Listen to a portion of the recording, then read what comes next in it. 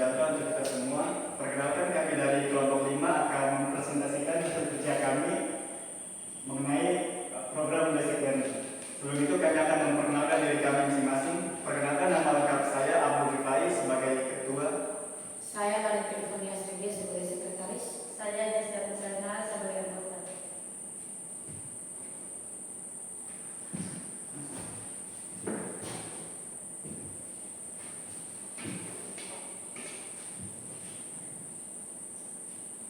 Saya mendapatkan urutan presentasi ketiga. Saya mendapatkan presentasi kedua. Saya mendapatkan presentasi ke-1.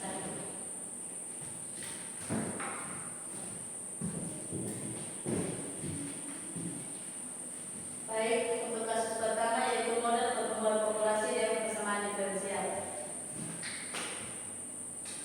Dan kami akan menyelesaikannya dengan model logistik. Dengan rumus umumnya yaitu NT sama dengan P per I dibagi P per I. Dengan rumus umumnya yaitu NT sama dengan P per I dibagi 1 ditambah P per I bagi Q per N0 per 1 dipangkat E min P T. Dan untuk rumus daya tampung pada saat T adalah N max sama dengan limit T menunjukkan hingga M sama dengan P per I sama dengan N1 dikali N1 kali N2 dikurang 2 kali N0 dikali N2 ditambah N0 dikali N1 dibagi N1 kuadrat dikurang N0 dikali N2. Dan untuk rumus dari pertumbuhannya yaitu E dipangkat NP sama dengan N0 dikali N2 kurang N1 dibagi N2 dikali N1 kurang N0. Dan tabel untuk jumlah penduduk yang akan kami selesaikan yaitu dari BPS Kabupaten Lebata dari tahun 2015 sampai 2019 dengan 2015-nya itu pemisahannya untuk waktu T sama dengan 0 sampai 2019 yaitu T sama dengan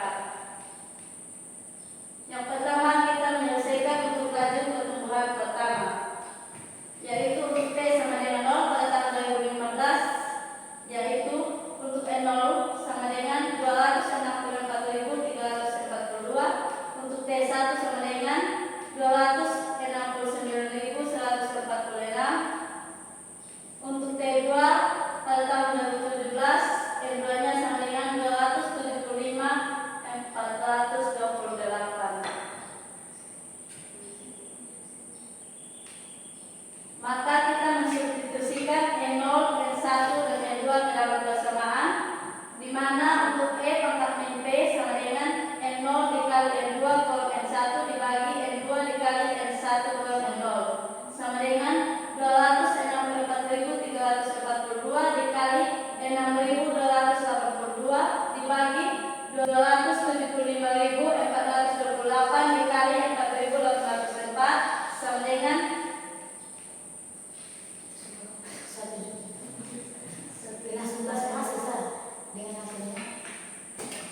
dengan hasilnya 1,255. Kita akan mensubstitusikan N0, N1, dan N2 ke dalam persamaan yaitu E pangkat min P sama dengan N0 dikali N2 kurang N1 dibagi N2 dikali N1 kurang N0 sama dengan 264.342 dikali 6.282 dibagi 275.428 dikali 4.804 sama dengan 1,255 sehingga untuk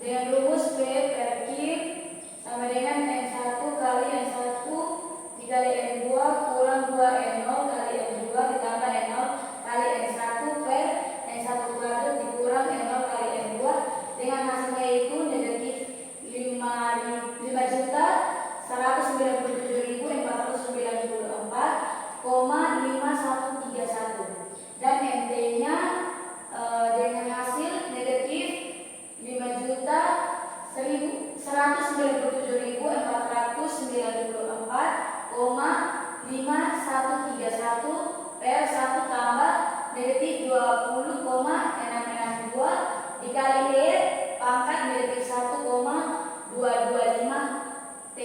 Ini merupakan solusi khusus dari model logistik pertama. Selanjutnya substitusi nilai T sama dengan 0, 1, 2, 3, 4 ke dalam nilai NT di atas sehingga diperoleh N0-nya 264.382 dengan N0-nya sama dengan 264.382,107 yang satunya 1.882,3135 N2 7.654.631,094 N3 9.995.997,146 dan N4-nya 38.216.871,22. Model logistik yang dengan cara yang sama kita mencari di model logistik yang kedua, kita terlebih dahulu mencari nilai dari P per Q-nya. Di sini nilai P per Q-nya negatif 1.179,953 dan NT-nya kami mendapat negatif 5.197.700. Dengan rumus yang sama kita mencari juga nilai P per Q di model logistik yang kedua. Di sini nilai P per Q kami mendapat hasil akhirnya itu negatif 1.179,953 dan nilai NT-nya negatif 5.197.494,5131 per 1 tambah negatif 0,0045 dikali T pangkat negatif 0,816 T. Ini merupakan solusi khusus dari model logistik kedua.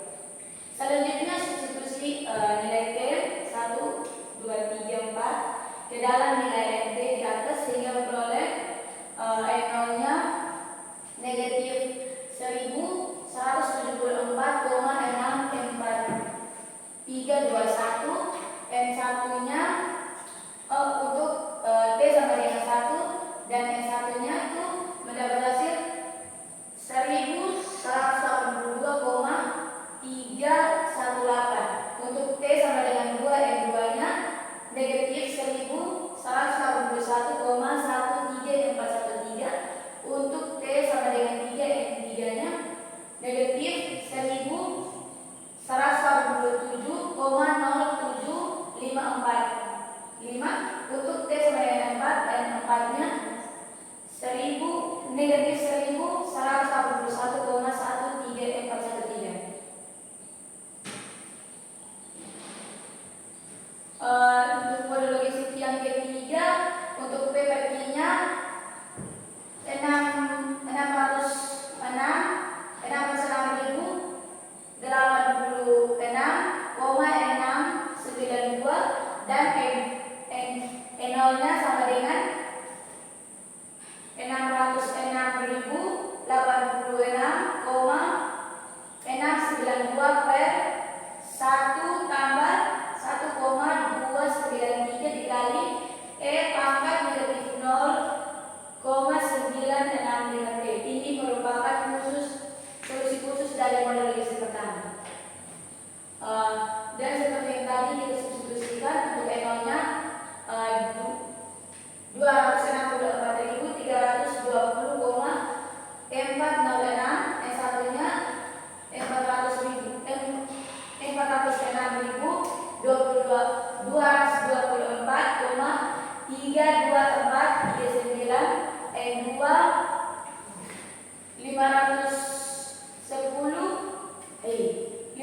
N2-nya 510.000, N603,78433, N3-nya 565, N3-nya 565.907,27544, N4-nya 592,572,54. Selanjutnya kita masuk ke kasus 2 tentang model penyebaran penyakit menular dengan persamaan diferensial. Untuk data yang diberikan, populasi kota itu 10.000 orang, jumlah individu yang terinfeksi di awal berjumlah 10 orang, jumlah individu yang rentan atau belum terinfeksi tetapi bisa terinfeksi yaitu 9.990 orang, jumlah individu yang pulih dan tidak bisa terinfeksi lagi 0 orang, tingkat penularan 0,3, artinya setiap orang yang terinfeksi rata-rata akan menularkan penyakit kepada 0,3 orang lainnya per hari. Untuk tingkat pemulihan sama dengan 0,1, artinya setiap orang yang terinfeksi rata-rata akan pulih dalam 10 hari. Selanjutnya model Sayer dapat dinyatakan dengan persamaan diferensial sebagai berikut. Yang pertama, ds per dt sama dengan negatif beta dikali SI per N. Yang kedua, DE per dt sama dengan beta dikali SI per N dikurangi E per 5. Yang ketiga, DI per dt sama dengan E per 5 dikurangi gamma I. Yang keempat, DR per dt sama dengan gamma I.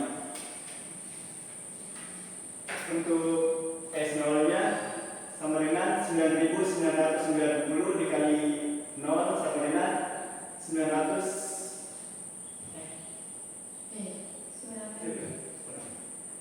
Untuk S0-nya sama dengan ini double.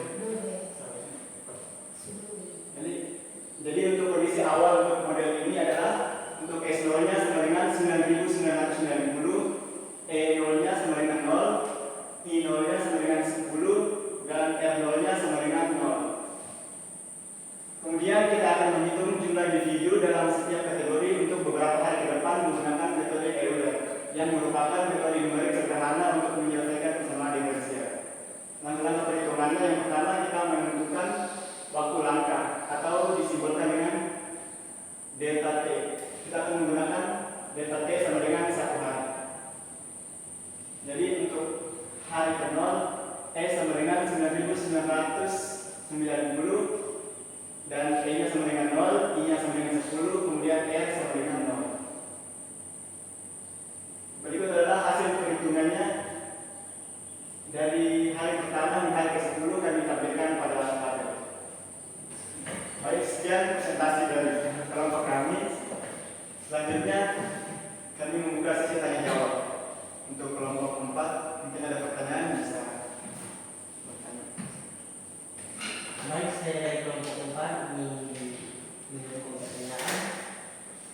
Kenapa dari kelompok 5 menggunakan metode logistik?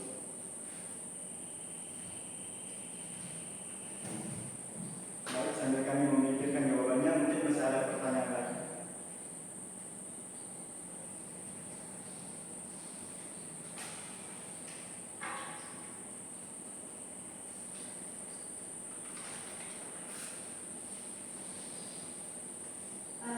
Baik, untuk yang kedua, coba teman-teman kelompok 5 sebutkan